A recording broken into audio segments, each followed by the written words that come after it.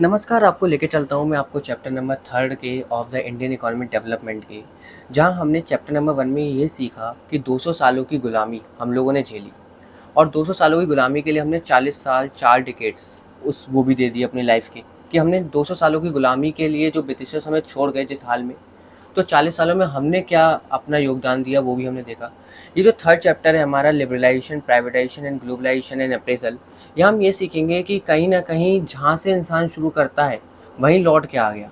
मतलब 1991 के economic reforms यहाँ आए और तो 40 सालों की मेहनत धरी की धरी रह गई। कैसे, इसी चैप्टर में मैं आपको इसी बारे में डिस्कस करूंगा।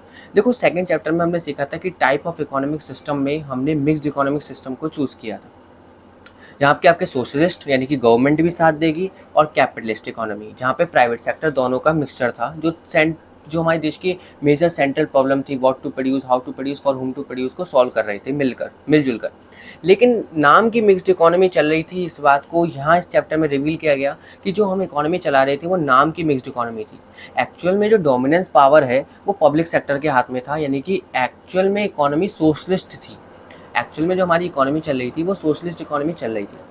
केवल और केवल नाम की ही मिक्स्ड इकोनॉमी हम चला रहे थे, ये वाली बात आपको पता होनी चाहिए। यानी कि नाम की मिक्स्ड इकोनॉमी थी, एक्चुअल में जो इकोनॉमी चल रही थी वो सोशलिस्ट इकोनॉमी चल रही थी। तो but in reality the public sector dominated the control and the regulation of our economy and private sector was ignore. भाई देखो, प्राइवेट सेक्टर इग्नोर किया गया, प्राइवेट सेक्टर को, निजी कंपनियों को नहीं लाया गया, प्राइवेट सेक्टर को इग्नोर किया गया और डोमिनेंस पावर आज भी पब्लिक सेक्टर के हाथों में है। तो उसके कुछ कारण भी रहे होंगे कि भाई पब्लिक सेक्टर ही आगे आई, प्राइवेट सेक्टर को नहीं दिया गया investment. There was a huge investment in public sector and very low investment in the private sector. The dominance of public sector for about 4 decades led to environment establishment of various rules and laws which hampered the process of growth and development. तो आपको इस chapter के introduction से ये समझ में आ गया होगा कि नाम की ही मिक्स्ड इकोनॉमी थी, एक्चुअल में इकोनॉमी चल रही थी सोशलिस्ट, यानी कि डोमिनेंस पावर गवर्नमेंट के हाथों में थी। अब इकोनॉमिक रिफॉर्म्स जो 1991 के हम लाए, उसके कुछ रीजंस हैं कि क्यों आए हमारे इकोनॉमिक रिफॉर्म्स। उसका रीज़न था PDFIHI। ये मेरा शॉर्ट फॉर्म में मैंने निमोनिक कोड बनाया है, PDFIHI, जो बताता है कि कहीं ना कहीं इकोनॉमिक रिफॉर्म्स बहुत ज़रूरत थे। द इकोनॉमिक कंडीशन 1991 के ईयर में इकोनॉमिक कंडीशन जो इंडिया की थी वो बहुत ही मिजरेबल हो चुकी थी, ख़राब हो चुकी थी, जिसके लिए कुछ रीजंस ऑटोमेटिकली, ये रीजंस हमने नहीं लाए या फिर ये जानबूझ के नहीं लाया गया, ये ऑटोमेटिकली क्रिएट हुई। ये देखने को पता चला कि 1991 में ये सारी कंडीशन चल रही है और ऑटोमेटिकली हमारे यहाँ पे इकोनॉमिक रिफॉर्म्स लाने पड़ते थे। कोई ज़बरदस्ती नहीं था कि इकोनॉमिक रिफॉर्म्स लाने, ये ऑटोमेटिकली कुछ ऐसे कारण बन गए। और जब कारण बन जाते हैं तो इंसान को कुछ ना कुछ तो ज़िंदगी में करना पड़ता है, और हमें भी LPG रिफॉर्म्स ऑटोमेटिकली आ गए थे, लिबरलाइजेशन, प्राइवेटाइजेशन और ग्लोबलाइजेशन। उससे पहले हम रीजंस पढ़ लेते हैं कि इकोनॉमिक रिफॉर्म्स लाने के क्या रीज़न थे। सबसे पहला रीज़न था poor performance of public sector. Public sector का ये नहीं कह सकते कि 40 साल में पब्लिक सेक्टरों ने कुछ नहीं किया, गवर्नमेंट ने कुछ नहीं किया, बहुत कुछ किया गवर्नमेंट ने, लेकिन कहीं ना कहीं कुछ ना कुछ तो परफॉर्मेंस पुअर रही थी पब्लिक सेक्टर की, है ना। क्योंकि बहुत सारे ऐसे फ्यू पब्लिक सेक्टर अंडरटेकिंग्स थे, PSUs थे, जो लॉसेज में और इनसफिशिएंट वर्क कर रहे थे। और यही रीज़न था कि हमें कहीं ना कहीं इनके गलत जो परफॉर्मेंस हो रही थी, यानी कि जो गलत तरीके से परफॉर्मेंस कर रहे थे PSUs, पब्लिक सेक्टर अंडरटेकिंग्स, कहीं ना कहीं इसके खिलाफ हमें आवाज़ उठानी थी और हमने इकोनॉमिक रिफॉर्म्स को लाने का सोचा। सेकंड था deficit in balance of payment. हमारा जो बैलेंस ऑफ पेमेंट था, BOP, डेफिसिट में जा रहा था, यानी कि हमारे एक्सपेंडिचर ज़्यादा हो रहे थे एज़ कम्पेयर टू रिसीप्ट। हमें कमाइयाँ हो रही थी कम और हमारे खर्चे हो रहे थे ज़्यादा। हमने इंपोर्ट रोकने के लिए इंपोर्ट सब्स्टिट्यूशन भी बनाया था, आपको याद हो तो हमने इंपोर्ट सब्स्टिट्यूशन भी किया था, यानी कि हमने हैवी टैक्सेस, हैवी टैरिफ और कोटास का भी इस्तेमाल किया था। जैसे उसमें लिख भी रहा है कि डेफिसिट BOP के लिए हमने कहीं ना कहीं, हम चाहते थे कि हमारा एक्सपोर्ट, हम इंपोर्ट का सब्स्टिट्यूशन करें, तो हमने हैवी टैक्सेस, टैरिफ और कोटास लगाए, लेकिन इंपोर्ट हमारे राइज ना हो, है ना।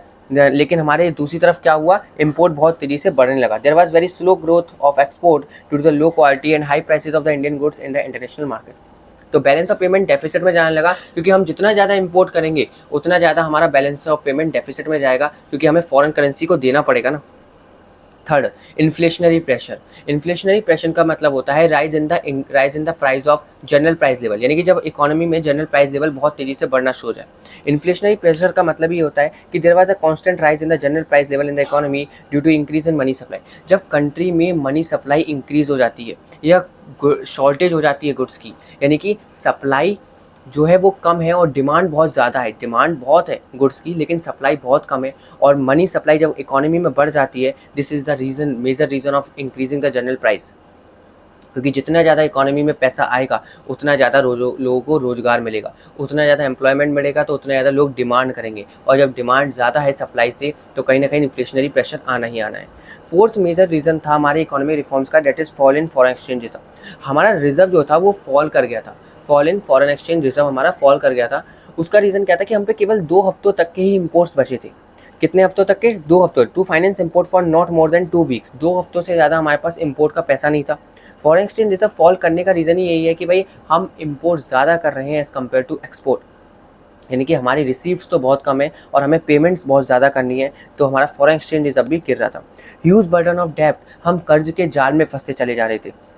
और कर्ज के जाल में इसलिए फंसते चले जाते थे क्योंकि कहीं ना कहीं गवर्नमेंट अलग अलग देशों से, अलग अलग कंट्रीज से, फॉरेन से, इंटरनेशनल से कहीं ना कहीं फंड रेज कर रही थी। The expenditure of the government was much higher than revenue. सरकार का खर्चा ज़्यादा था as compare to revenue. As a result government को कहीं ना कहीं बोरो करना पड़ रहा था, चाहे वो बैंक हो, चाहे वो पब्लिक हो, चाहे इंटरनेशनल फाइनेंशियल इंस्टीट्यूशन हो। लास्ट इंपॉर्टेंट रीजन था हमारे इकोनॉमी रिफॉर्म्स का, दैट इज इनएफिशिएंट मैनेजमेंट। अब आप खुद देख सकते हैं कि government expenditure begin to exceed revenue. जहां गवर्नमेंट का खर्चा ज़्यादा है as compare to revenue by such large margin, that is become unsustainable. तो हमारी इकोनॉमी अनसस्टेनेबल हो गई थी कि हम आज की कंडीशन को तो हम फ्यूचर के लिए तो जब बचाएंगे जब हम आज के लिए अच्छे होंगे। तो आज की कंडीशन इतनी मिजरेबल हो गई थी 1991 की कि हमारे खर्चे ज़्यादा हो गए थे as compare to our income. हमारी रेवेन्यू बहुत कम थी। और these all are the reasons जिसकी वजह से इंडिया को कहीं ना कहीं IMF, इंटरनेशनल मॉनेटरी फंड और वर्ल्ड बैंक की बात माननी पड़ी, क्योंकि इकोनॉमिक रिफॉर्म्स खुद ऑटोमेटिकली आए थे, कोई जोर जबरदस्ती नहीं थी। Crisis of 1991 force India for financing help for from IMF and world bank. International monetary fund and world bank से हमें पैसा लेना पड़ रहा था।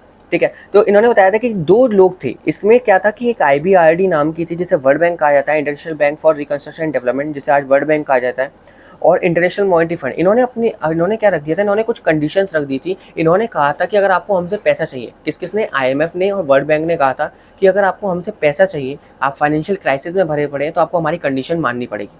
इनकी कंडीशन मानी गई और इनकी कंडीशन में हमें लोन अवेल भी किया गया, जिसमें सबसे पहली कंडीशन थी कि आपको प्राइवेट सेक्टर से रेस्ट्रिक्शंस हटानी पड़ेंगी। जो भी आपने उन पे रेस्ट्रिक्शंस लगा रखी है ना, जो भी आपने उन्हें लिबरल करना पड़ेगा, उन्हें फ्रीडम देनी पड़ेगी। जो भी आपने उनके ऊपर रेस्ट्रिक्शन, लाइसेंसिंग राज जो हमने पढ़ा था, जो लाइसेंसिंग राज लगा रखा है, उसे हटाना पड़ेगा। तो removal the restriction on the private sector. Second था reducing the role of the government in many areas. बहुत सारे एरियाज में गवर्नमेंट, सरकारों का रोल है, उसे कम करना पड़ेगा। और ट्रेड से रेस्ट्रिक्शंस हटानी पड़ेगी। मतलब वो चाहते थे अल्टीमेटली कि प्राइवेट सेक्टर का भी उतना ही रोल हो जितना गवर्नमेंट सेक्टर का है। तो India agreed to the condition of, तो इंडिया वर्ल्ड बैंक और IMF की कंडीशन को मान गई और हमारे देश में नई इकोनॉमिक पॉलिसीज आ गई। कल के नेक्स्ट टॉपिक में हम आपको ये बताएंगे कि हमारे देश में 3 इकोनॉमिक पॉलिसी आई थी, that is liberalisation, privatisation and globalisation. इसके बारे में स्टडी करेंगे। आई होप मुझे लगता हो कि आपको इंट्रोडक्शन समझ में आया हो कि मिक्स्ड इकोनॉमी चल रही थी, वो नाम की थी, एक्चुअल में सोशलिस्ट इकोनॉमी थी, यानी कि डोमिनेंस पावर पब्लिक सेक्टर का था। इनके रीजन भी बताए कि इकोनॉमिक रिफॉर्म्स आने के रीजन क्या थे, कि सबसे पहले पब्लिक सेक्टर का परफॉर्मेंस बहुत बेकार चल रहा था। Deficit, balance of payment deficit में चला गया कि हम इंपोर्ट्स ही ज़्यादा कर पा रहे थे। हमने टैरिफ और कोटा लगाने के बावजूद भी हमारा इंपोर्ट बहुत तेज़ी से बढ़ रहा था, जिसकी वजह से हमें फॉरेन एक्सचेंज रिजर्व जो था हमारा फॉल कर गया, फॉरेक्स हमारा गिरने लगा। हम बहुत ज़्यादा कर्जे में पड़ गए क्योंकि खर्चे ज़्यादा, कमाइयाँ कम, तो सरकार को फंड बोरो करना पड़ा था। और मैनेजमेंट बहुत इनएफिशिएंट था। अल्टीमेटली जब ये सारा कुछ इतना बेकार चल रहा है तो मैनेजमेंट कितना अच्छा चलेगा? मैनेजमेंट तो खुद ही बेकार चल रहा था, तो इनएफिशिएंट मैनेजमेंट था। और क्राइसिस ऑफ 1991 के यही क्राइसिस, यही ऑटोमेटिकली यही सारे रीजंस, कहीं हम कर्जे में हैं, हमारा बैलेंस ऑफ पेमेंट डेफिसिट में है, फॉरेन एक्सचेंज रिजर्व फॉल कर रहा है, यही सारे रीजन थे कि ऑटोमेटिकली हमें IBRD, वर्ल्ड बैंक और इंटरनेशनल मॉनेटरी फंड की कंडीशंस को मानना पड़ा। इनकी कंडीशंस को मानते जब ही हमें कहीं ना कहीं लोन अवेल होता, और 2 हफ्तों तक का इंपोर्ट्स हमारे पास खाली था। ये बहुत इंपॉर्टेंट पॉइंट है कि केवल 2 वीक्स तक का इंपोर्ट हमारे पास बचा था, कि हम इंपोर्ट कर सकते थे, सामान को मंगवा सकते थे खाली 2 हफ्तों तक। इसके लिए लोन को लेने के लिए कहीं ना कहीं अपने आप को कहीं ना कहीं इंटरनेशनल मॉनेटरी फंड और वर्ल्ड बैंक की कंडीशन माननी पड़ी। और हमने कहा कि प्राइवेट सेक्टर से हम रेस्ट्रिक्शंस हटाएंगे, प्राइवेट सेक्टर का रोल हम बढ़ाएंगे, और कहीं ना कहीं गवर्नमेंट अपना एरिया छोटा करके प्राइवेट सेक्टर को भी मौका देगी आगे आने के लिए। ठीक इसी को देखते हुए न्यू इकोनॉमिक पॉलिसीज जुलाई 1991 में अनाउंस कर दी गई। अब मैं कल आपको इसके बारे में नेक्स्ट लेक्चर में बताऊंगा। Thank you, bye bye.